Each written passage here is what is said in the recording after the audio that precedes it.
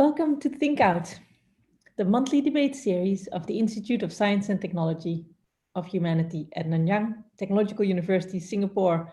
At the Institute of Science and Technology for Humanity, we address societal challenges through transdisciplinary team research, combining the latest in science and engineering with deep domain knowledge from social sciences, humanities, business, and the arts.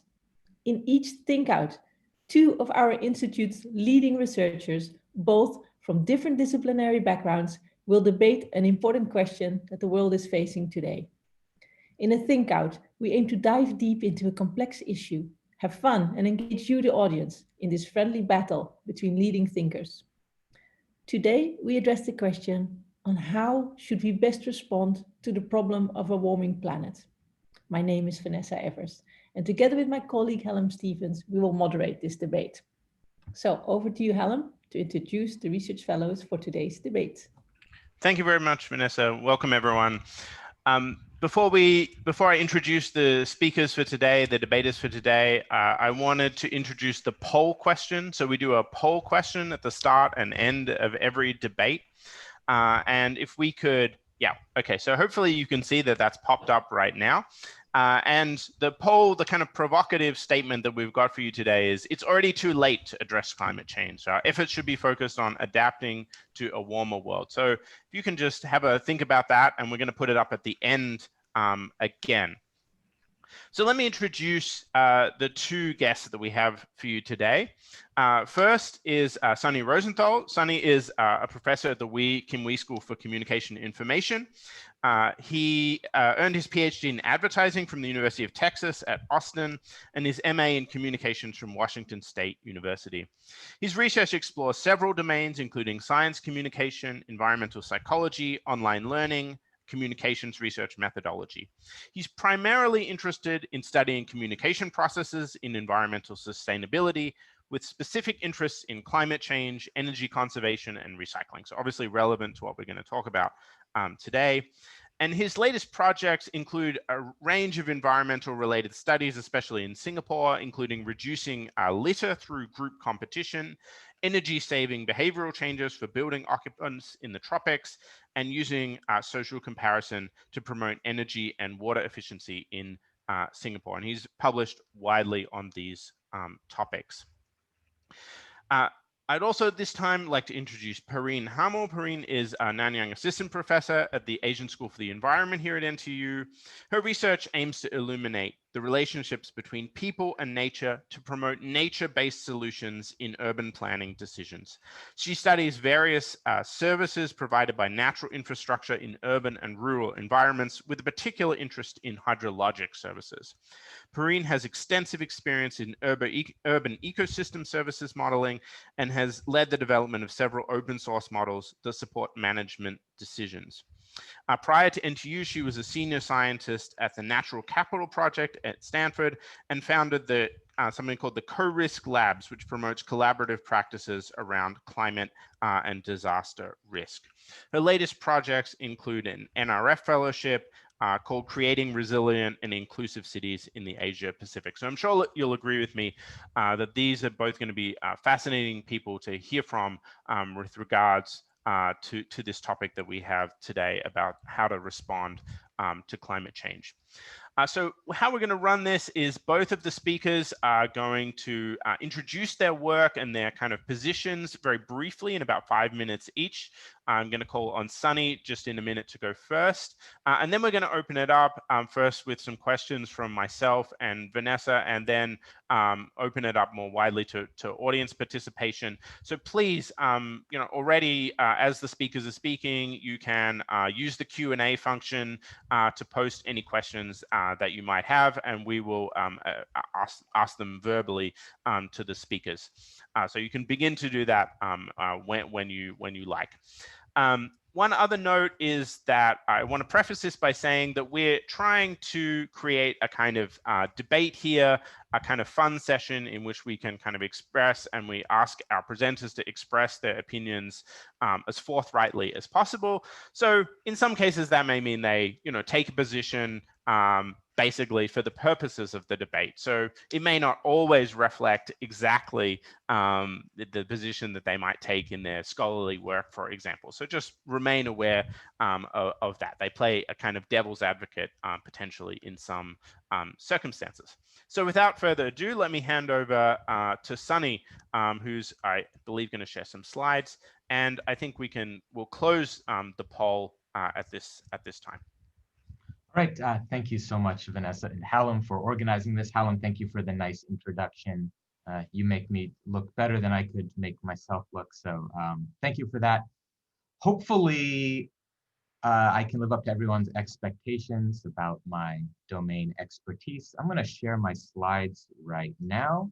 So I just created some slides to demonstrate, or at least try to convince you of what I know about this topic. I'd like to start by talking about climate change in the classroom, because this is where I draw on a breadth of knowledge, not just my specific area of expertise, but a wide range of knowledge about climate change, and I teach it to my students. I teach a module called Promoting Sustainability in the Week in We School, and students develop media projects to promote environmentally responsible behaviors in public. And I teach content on sustainability and communications.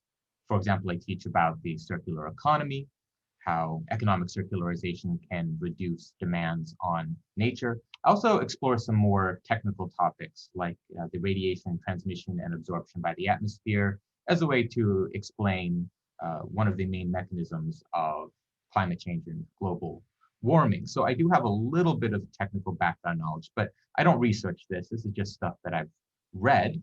And I think at some points in this discussion, I'll be expressing a perspective, not drawn directly on my research, but on things I've read and things I teach. And so I might bring up some technical matters. I'm not a technical expert though, so if there's someone in the audience who knows these things better than I do, please jump in and correct me.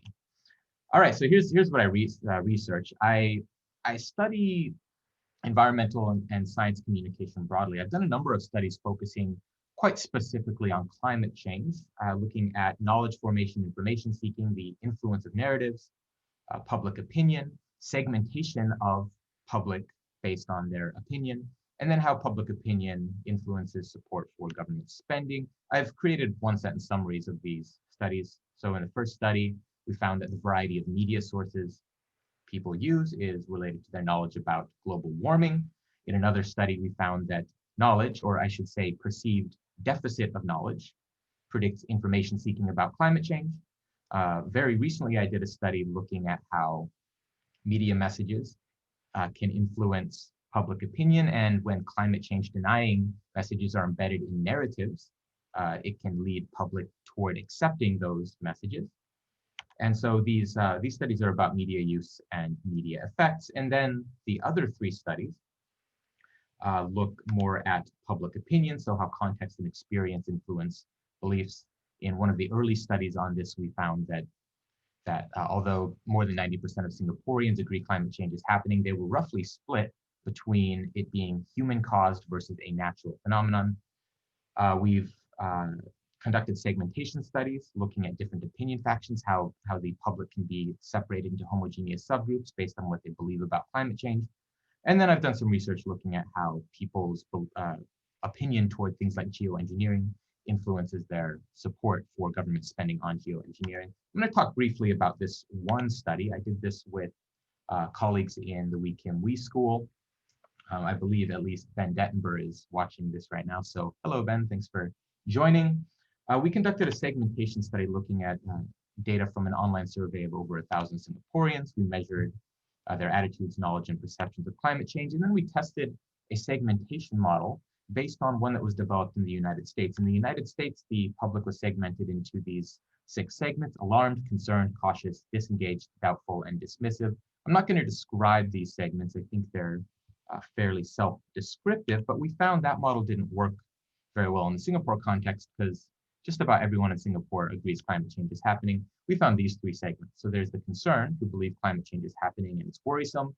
Individuals need to take actions to avert future disaster. There are the disengaged, who also agree climate change is happening, but they aren't really interested in doing anything about it. And then there's the passive, who are like the concerned in that they believe climate change is happening and it's concerning, but rather than them taking individual responsibility, they believe it's the role of institutions, things like scientists and governments, to deal with the issue.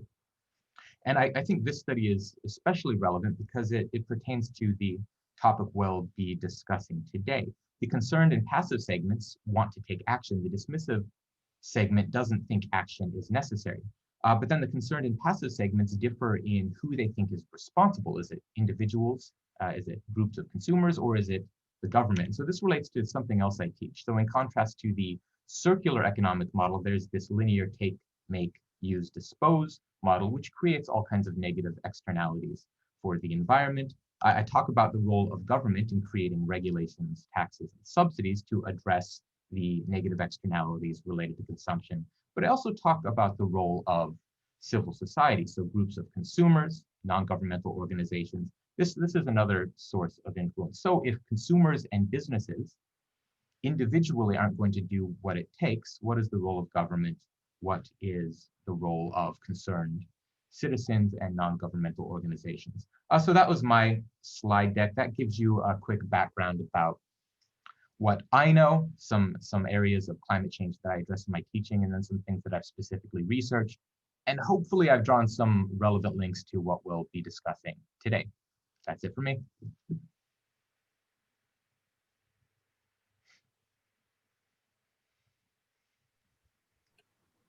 Thank you very much, Sunny. That's great. Now I'll invite Perrine to share with us an introduction also.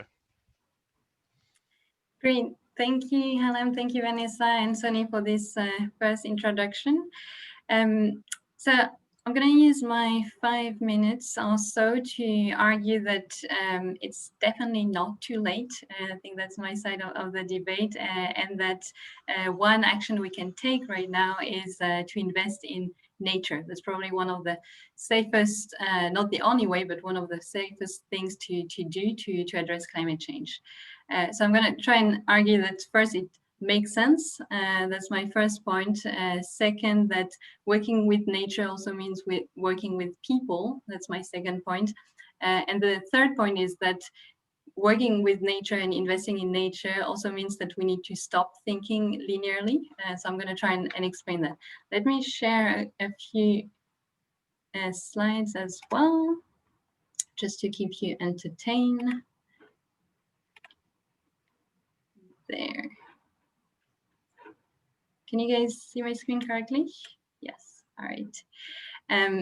So starting with the why bother investing in nature, well, from a climate perspective, I think it's important to remember that the biodiversity crisis is also the second major societal and global crisis that we're facing, and that addressing both at the same time really makes sense, both for mitigation and for adaptation. So for mitigation of climate change, so this idea of reducing the amount of greenhouse gases in the atmosphere, it really makes sense to invest in nature. And it's been shown that 1/3 of the carbon sequestration that we need to meet the Paris Agreement can actually be met by investing in nature, restoration or conservation. So that's an important point to remember. For adaptation, the point is generally more accepted. We talk a lot about climate resilience in the press, in cities, and this idea is that we can rely on some of the benefits provided by nature to adapt to flood risk. So nature will help absorb some of the flood waters, for example, or help us address heat waves in cities by providing shade, evaporating water. So all these benefits from nature can definitely help us with climate adaptation. There's some good examples here in Singapore with the ABC Waters program, really relying on what we call nature-based solutions. So for the second point, I like to argue that investing in nature is also investing in people. Oops, one slide too many. And here I'm sharing a provocative and ironic advertisement created in an artathon that I've organized with my colleagues from Co-Risk Labs. which is obviously a way to illustrate that working with people and communication, better understanding the science and the type of actions we can take really matters in addressing this climate crisis. Sonny demonstrated that well, I think, in his work and what he presented earlier. And the point here is that to recognize that it's not us versus nature or us protecting nature, but we are part of nature, and especially when it comes to understanding and addressing climate change, we need to understand how our behaviors and actions might actually impact the system. So that's one point about investing in people, but there's also a second point that's really important to remember, is that we need to promote inclusive climate action. So climate change was not brought about in the same way by everyone on Earth, not if we look at different nations, but also within countries, within cities. So that's important to remember that the responsibilities are not distributed equally. And importantly, the impact of climate change will not affect everyone equally either. Again, whether it's at the city scale or globally, not all people will be affected in the same way, and that's something to remember when we design policy and actions. Moving to my third point, I wanted to remind us all that nature is non-linear, and that can actually play in our favor or against us. So an example of negative non-linearity would be some of the tipping points that some of you may have heard about, with this idea that the system cannot keep absorbing some of the disturbances and incremental changes, and that may cascade and have very large environmental or social impacts. But there are also, I guess, positive non-linearities when we think about how some small investment can actually have disproportionate impacts, positive impacts. So it's been shown that restoring 30% of the ecosystems globally could actually help us reduce the projected extinctions of species by 70%. So that's an example of leverage that we can use thinking of these non-linearities. And just my last point on these non-linearities is about systemic changes with people.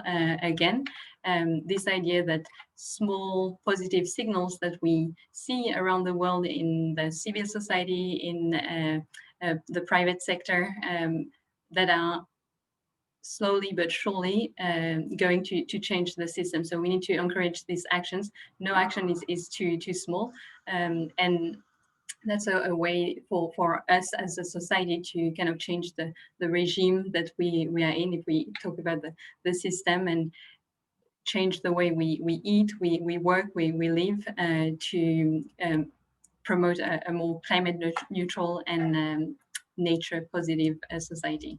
So I'll wrap it up here, and I'm happy to discuss more how these solutions might look like in practice globally and in Singapore. Thanks, Perrine, and thanks to both of you for these introductions. I think that gives us a basis here.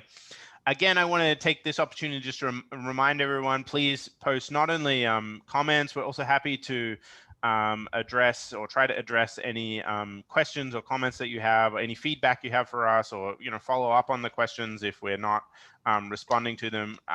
So we're interested in you engaging as much as possible here as well. So please do that. Maybe I'll just kick it off by asking the speakers a kind of question that I think draws their various expertise together in some ways. And this is the question of kind of what do we think is the kind of, the major kind of roadblock here in some ways. In some ways, we have, in particularly not so much in Singapore perhaps, but we have in the United States, we know, for example, a lot of people who don't even believe climate change is a real thing, right? So is this a problem of ignorance? How do we get people to move from Sunny's category of disengaged or passive to concerned. Is that really the main thing that's at stake here? I'm wondering, what do you see as the kind of, for each of you, the critical issue here in terms of moving forward with this? Perhaps Sunny, I'll invite you to go first. Sure, I'll go first. And I realized after I introduced myself, Hallam, I think you were waiting for me to give my stance. And I'll give my stance really quickly, and then I'll answer your question. I think in many ways it is too late to stop climate change. I think we're generally limited to reducing future climate change or reducing excessively increasing CO2 levels in the atmosphere. I think that's where we are. I don't think we're going to get back to pre-industrial CO2 levels. So it's not about stopping climate change. It's about reducing future climate change. And then we do have to adapt. I think we're set on a path where adaptation will be necessary no matter what. But how do we get there? And that's kind of the crux of what Hallam, you were just asking about. What are some of the roadblocks? There's this idea in science communication of a deficit model of public understanding of science where people don't accept science, they don't appreciate science, they aren't going to respond to science or scientific recommendations simply because they don't know enough about science. And there's been a lot of research pushing back against that idea and rejecting it in favor of a more contextual model. And the idea is people believe science when it's relevant to their everyday experience. When I was introducing myself, I talked about how Singaporeans are fairly split on whether climate change is man-made or natural. And I haven't been able to explain why that is the case, but I have an idea. And it's because in the Singapore context, the causes of climate change aren't as important as the effects. Singapore is threatened by rising sea level. Singapore contributes a rather small percent to CO2 emissions. So what is more salient in the context of Singapore? It's not the causes of climate change, it's the effects, and that's where the attention goes. And so what's relevant in discourse in Singapore is how climate change will potentially harm Singapore and what can Singapore do about it. This isn't to say Singapore shouldn't do anything toward climate change mitigation. Singapore has taken steps, or the government has taken steps toward that, but there's a lot of efforts toward adaptation, and perhaps more than any other country in terms of investments in climate change adaptation. So I think one of the limiting factors is just the context, and something that's come out of a lot of research going back into the 90s about public perception of climate change is that a lot of people aren't concerned about it because it's such a gradual process. It lives outside human experience, daily experience. We can't see climate change with our own eyes. We have to depend on what scientists tell us about these very slow and gradual patterns. And there's this general perception that climate change isn't affecting the here and now, but the there and future. And this is again about context. How can people be concerned about something that isn't really affecting them? And I think that's a huge limiting factor. The average citizen isn't concerned enough about climate change to alter their consumption patterns. And I think this also applies to businesses. Businesses are not going to overnight shift their manufacturing processes, their distribution processes over these concerns, which are a little bit abstract, right? And I think governments face the same issue. These are limiting factors. I think government regulations and government taxes are really the way to go for pushing behaviors. But again, how do you get governments to commit to such actions? It's this challenge of abstractness, of psychological distance. Thanks. Perrine? Yeah, perhaps I can add a little bit to that, also relating, I think you talked about a non-linear model in a sense for how people understand science or act based on their knowledge or lack of knowledge of scientific facts. And I think there's a lot of similarities as well with the non-linear science to policy model when we talk to whether it's companies, policies, or governments, local or national governments. And I think to go back to your question, Hallam, this idea of like, where do we start and what's the problem? Why can't we actually take action? I feel like this the problem being very complex and requiring systemic change is paralyzing for a lot of people. And so I feel like encouraging small actions is one way, whether it's from companies, from individuals, from national governments, is one way to kind of get started.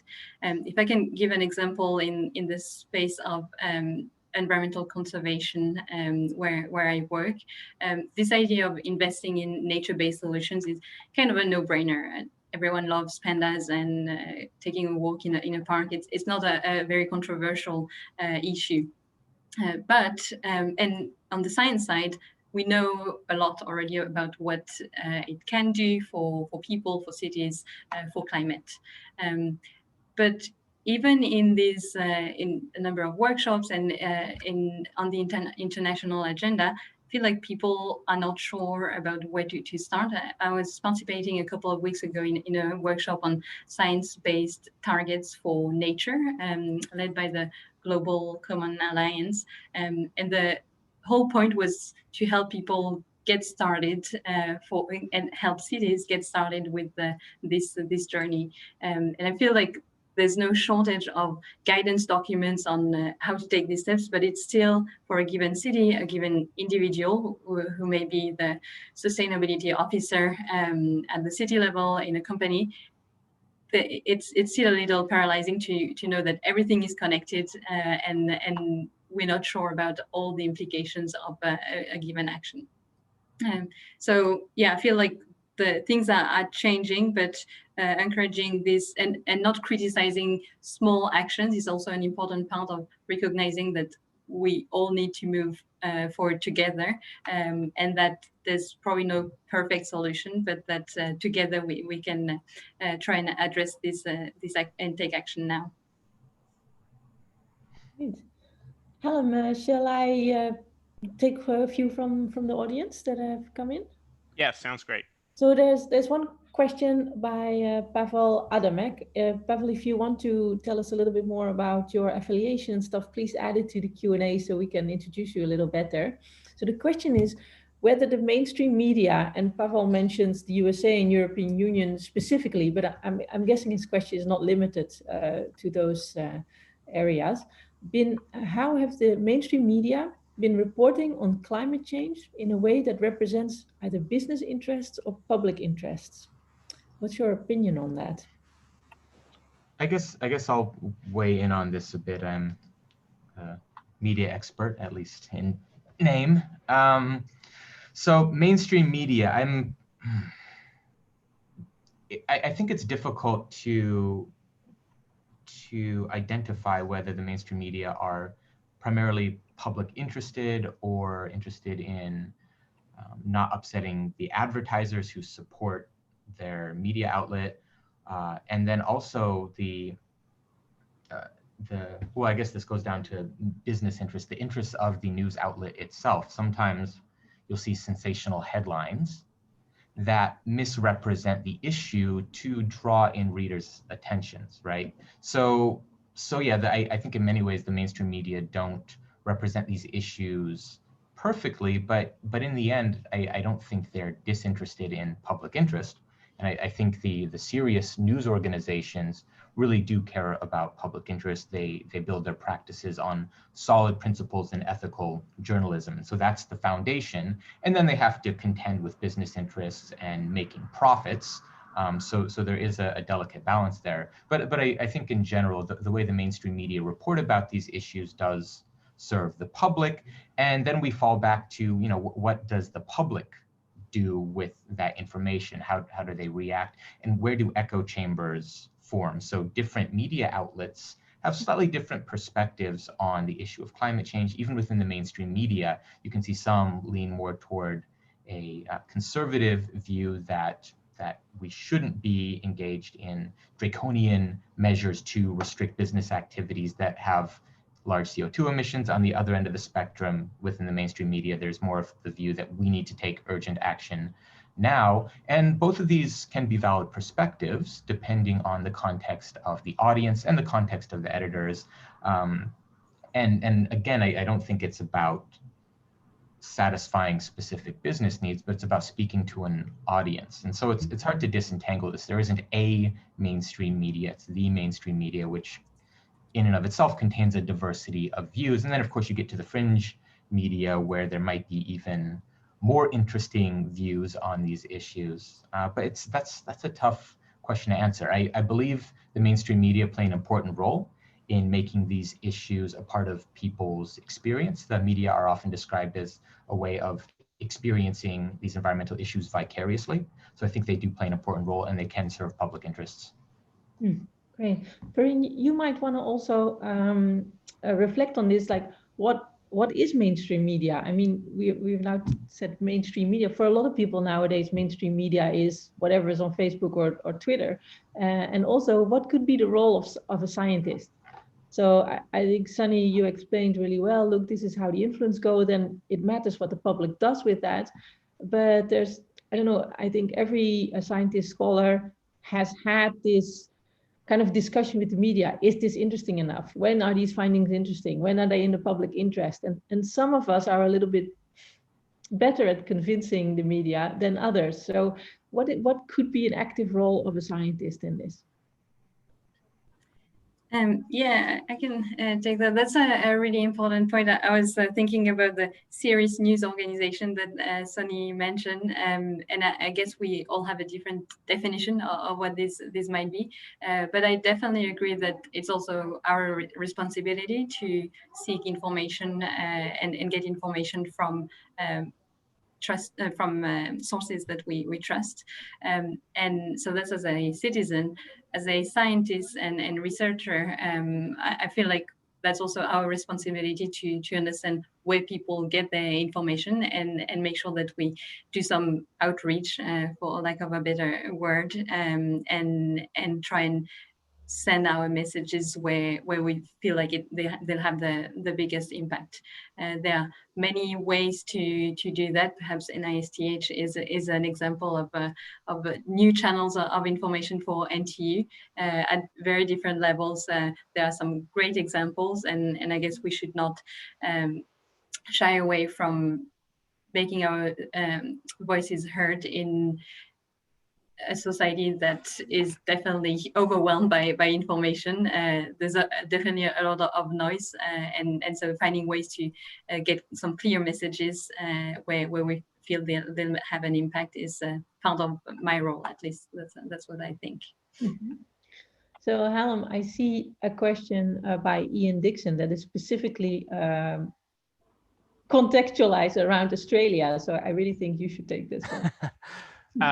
Sure. Yeah. I mean, it's interesting to me here that actually a lot of the questions are focusing on these issues of communication, right? And how do we change the message in some ways? And I think this is another one, but perhaps kind of more directed towards changing the role of governments here. I mean, so the specific question is, how do we get governments to change their policies? And the example is taken from Australia here, with Australia resisting the idea that the bushfires earlier in 2020 and late 2019 were a result of climate change, and resisting kind of scientific opinion on this. And I mean, Perrine, perhaps we can begin with you here, because you were mentioning a minute ago this idea of cities. There's lots of information out there about what to do, but you know, what if people just don't do it, right? I mean, what if governments, policymakers just don't?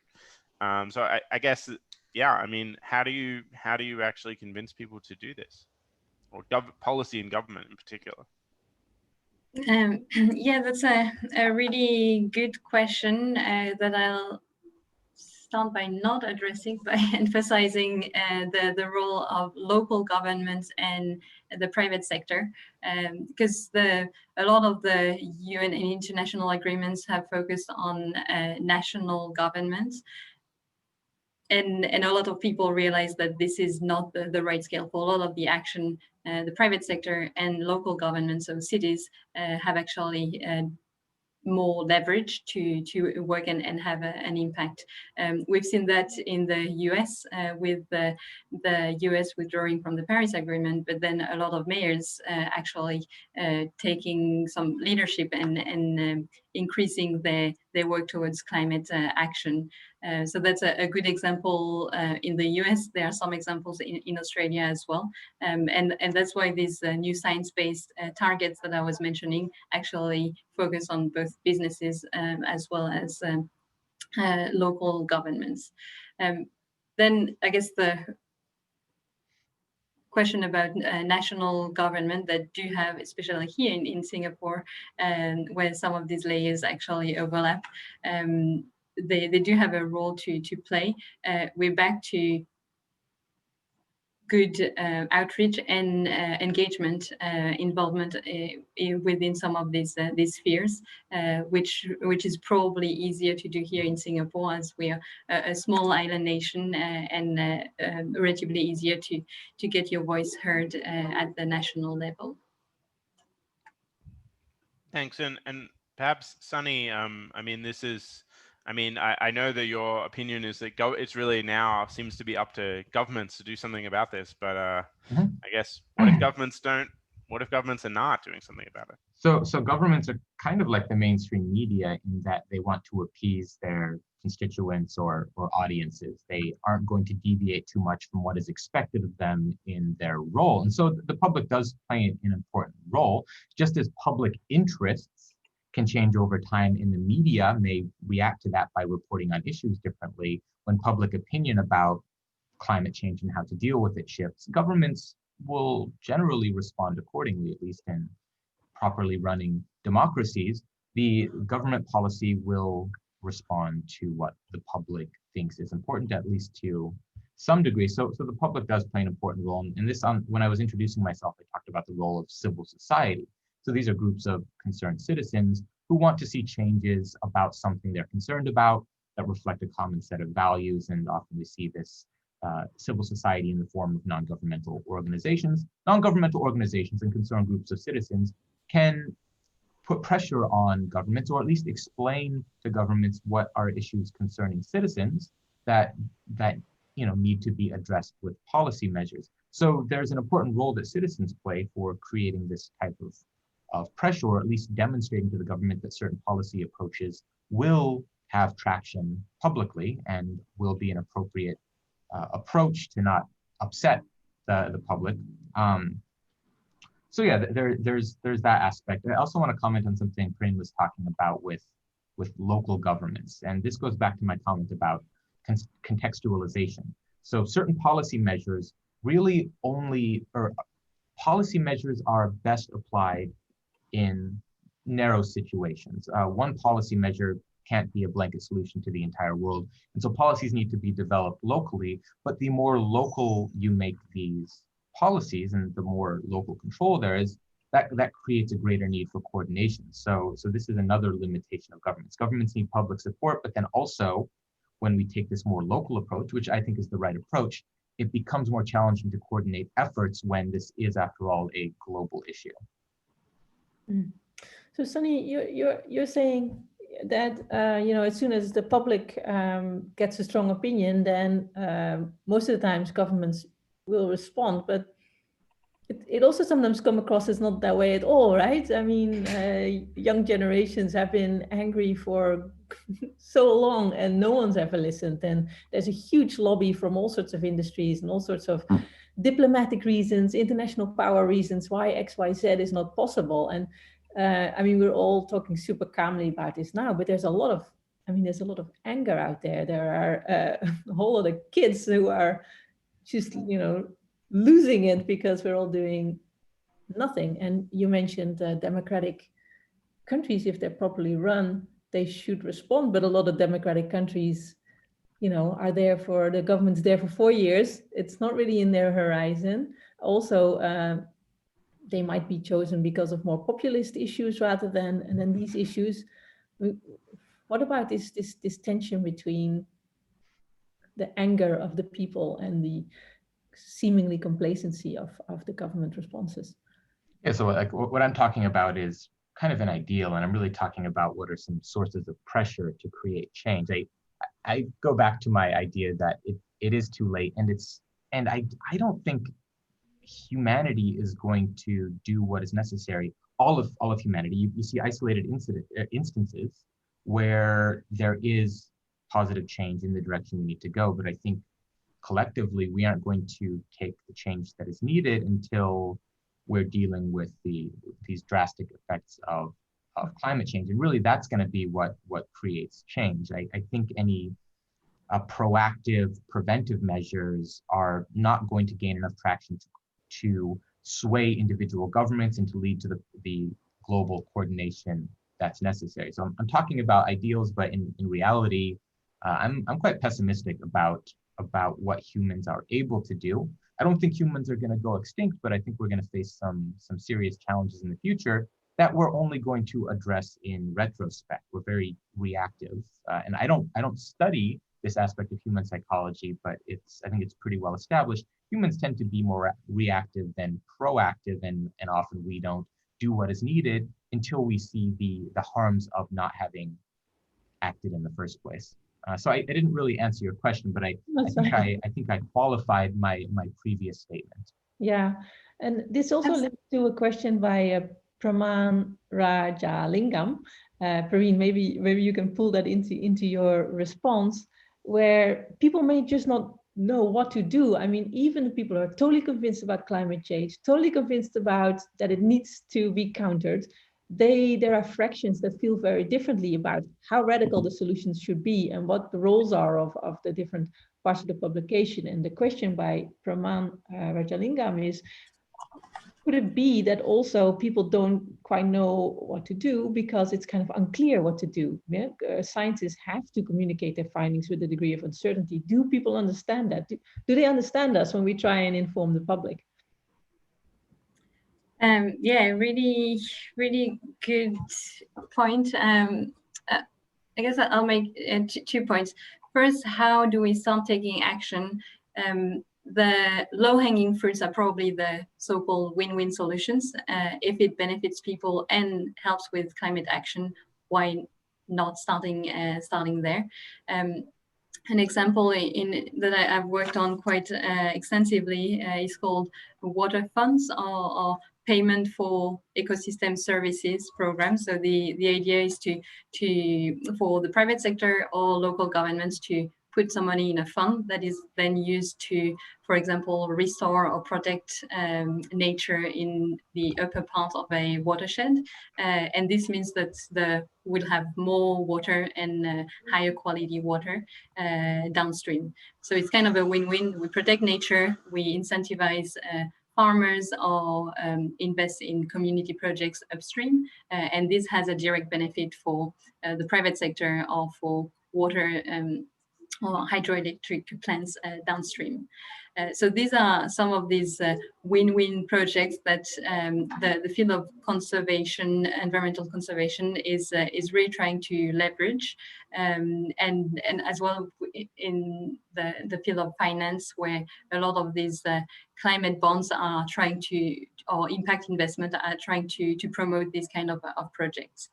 So there are a lot, to answer Preman's question as well, there are a lot of very concrete actions.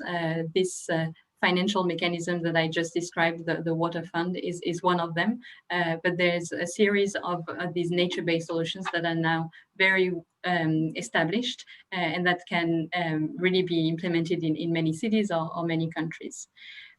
The other part of the question is where there's more uncertainty or where people themselves are not convinced that this is the right thing to do. This, to me, goes back to the more fundamental question about the socio-ecological system that we all live in, which is our little planet, and really trying to change the way we relate to nature. So it's more about these cultural changes that can be achieved through education. That's definitely one thing. We had in a higher education organization here, and that's part of our mission at the Asian School of the Environment, to educate the future generation, but also with, I guess, more different ways that people can reconnect with nature. We're talking a lot about this in the context of COVID as well, with a lot of the citizens around the world being confined at home and realizing the importance of even local nature. And so this really helps reconnect and remember that we are part of nature, and that, again, protecting nature is also protecting ourselves. So these changes are, I see some positive signals. Obviously, that's what I do every day, so I'm biased here, but I'm feeling that these the youth voices that you were alluding to, Vanessa, earlier, are more and more heard around the world. So this makes me optimistic. Thanks. Yeah, Simon Redfern also refers to this idea of generations, how important generational differences are. You know, all the kids marching every Friday in support of Extinction Rebellion, all these mass movements, how important these generations are. My own feeling is that, you know, when I was a teenager in the Netherlands, I tied myself up to the gates of the, how do you call it, the rockets that were pointed towards Russia in the Cold War. And, you know, we really felt, okay, this can't happen. There's no way there's going to be a nuclear war, and we're going to stop it. And then at some point, there's the problem with generational differences. You switch generations, and then all your priorities start to change. So obviously, this generational model somehow, I don't know, it doesn't seem to work. Are we doing it wrong? Should we make all our kids prime ministers? I mean, what is the solution? How can we? I don't know. I'd like to address this. This is a point that comes up a lot in public opinion research. Is this idea of effects of age or effects of cohort? So what you're seeing over time is, at least in recent decades, in many countries, mindsets are becoming increasingly liberal. And so if you look at people who are 50 years old today, they're more liberal than people who are 50 years old a decade ago, who were more liberal than 50-year-olds a decade before. So those are cohort effects. And then what you're talking about now, Vanessa, are age effects. I think there's also this demonstrated effect where when we're younger, we're more idealistic and more engaged in pursuing the change that we think is needed. And then as we age, we become less interested in these issues, or at least less invested in them, less willing to put our time and effort into it. And with many issues, these are competing effects. As people get older, they get less liberal, but then as society gets older, it gets more liberal, and you have to disentangle these. I haven't actually looked into these effects in the context of public opinion about climate change. You're making me think I need to start doing this, but this is a demonstrated effect in many other areas of public opinion research. And I think disentangling that can help understand, is society aging in a direction toward greater environmental protection, or are we just seeing that young people are always more interested in these things, and we're imagining a brighter future that might not come to fruition? Thanks, Sunny. I wanted to pick up on one thing that I think came up in an answer to an answer Perrine gave, and this was this question of kind of the role of business here. And, you know, potentially, again, this is a question, I'm building on a question from Andy Prahl, who's one of Sunny's colleagues at Week in We. And he says, well, maybe scientists can't do anything to stop this. Should we stop trying to speak to the general public and to political leaders and instead focus our efforts on getting private industry to change? And I guess, you know, Perrine, you were giving some examples of ways in which we could intervene, or the private industry could intervene. And, you know, is this your opinion that actually, that we should focus our efforts on using leveraging the kind of role of private industry here? Is this the kind of the right approach? Definitely, and for several reasons. First, the businesses are not an abstract entity; they are people. So if we actually act at our individual level, we may bring these values into our companies, and vice versa. The second reason is that there's more and more realization of obviously the impact that they have on, through advertising, through the supply chain, like the way we eat, live, and do everything on this planet. So small changes, talking about non-linearity, small changes can have a huge impact. So when a company like Unilever, consumer good companies, which is well known for the progressive engagement and climate and biodiversity action announces that they're going to put $1 billion in a climate and nature fund. Some call it greenwashing. I think that's a positive signal that we should definitely use and try and work with them to achieve and make the most of this funding. There's currently, I think, 3% of the green finance funding that goes into nature protection. So that's again something that we can all work towards to make sure that we leverage these win-wins that I was talking about. And again, I guess giving some concrete examples of some of this action being happening around the world. There's a new union called the Ecological Spring in France that is a union for the private sector that's only about putting pressure and making the ecological voices heard within companies. It's gaining quite a lot of attention, and I feel like this might be some good ways to not have a passive attitude towards the big companies that control everything, but really all of us who work in these companies or buy from these companies can try and move the needle in terms of the climate and nature goals. Sunny, I'll invite you to respond to that's this question too, and I know you'll probably have a view on this as well. But I just wanted to also mention a couple of comments here in the chat from Chesian Ng and Hanyao Yong Liao as well, about these really focusing on just emphasizing this view that in fact I think that their view is really that we can, that this has been something that's only been recognized, the effects of climate change are only something that have been recognized recently, and that in fact, we are making a difference, and therefore it's not too late to make a change here. So I think, yeah, it's important, I guess, to just kind of think about the kind of this in terms of the recency in which we recognize this as well. I think that's an important kind of contribution. So I'll address the previous question, and then also the comment from Chesiang Ng about our industries and businesses doing enough, and is our governments taking appropriate actions, and in some ways they are.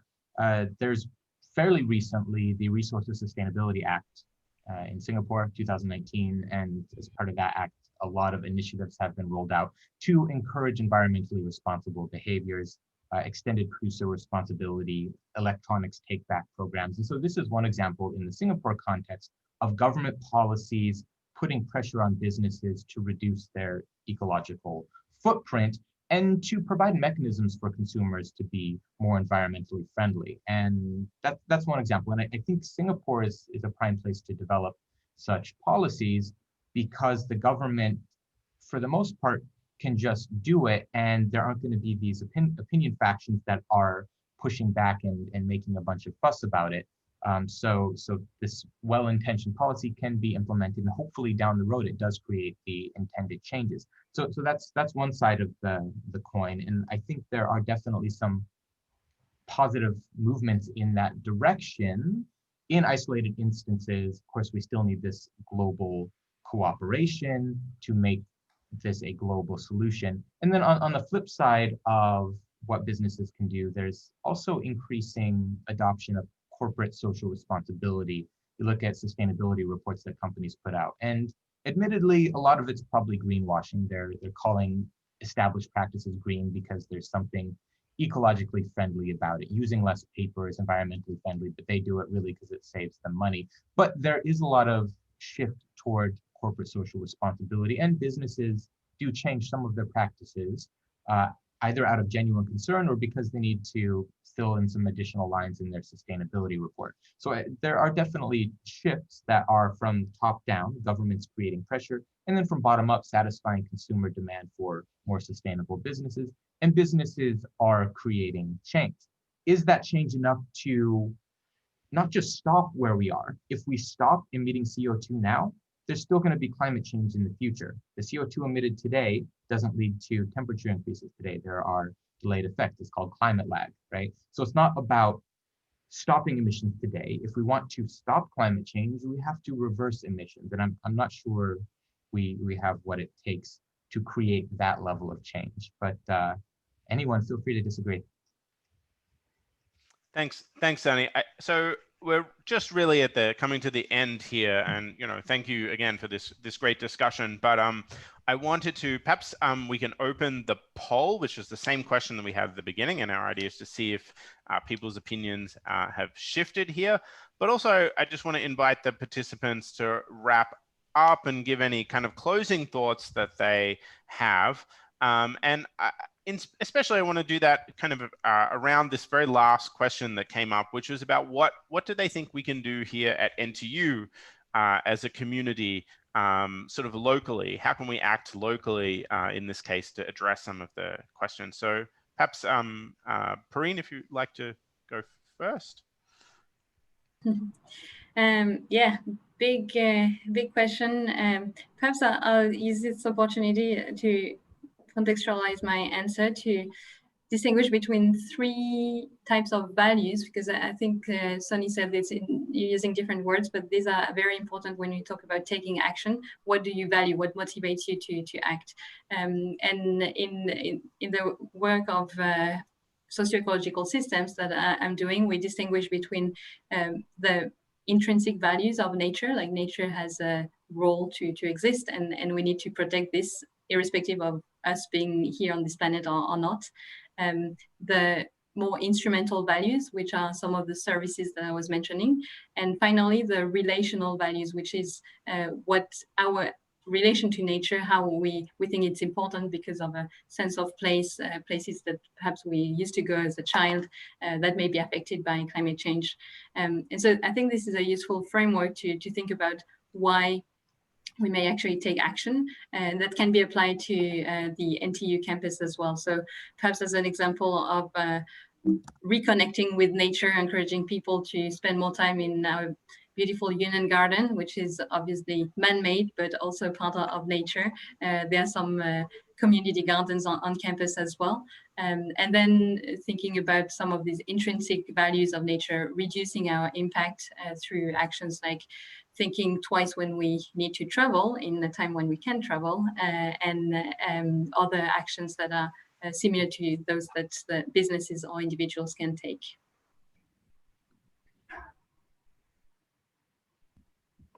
Okay, Sunny, that gives you exactly 2 seconds to end your statement. No, I'm joking. Eco-campus solar panels. And lots of taxes. Sorry. It's fine. I mean, that's I think if we look at what NTU's done to reduce its carbon footprint, maybe it's putting up all the solar panels everywhere. That's probably a good thing. You have to do the whole life cycle assessment, but it's probably reducing NTU's carbon footprint, long-term carbon footprint. So that's one of the big things, and all the other projects that came out of and continue to come out of EcoCampus and the Energy Research Institute. Great. Helen, do you want to do the closing poll?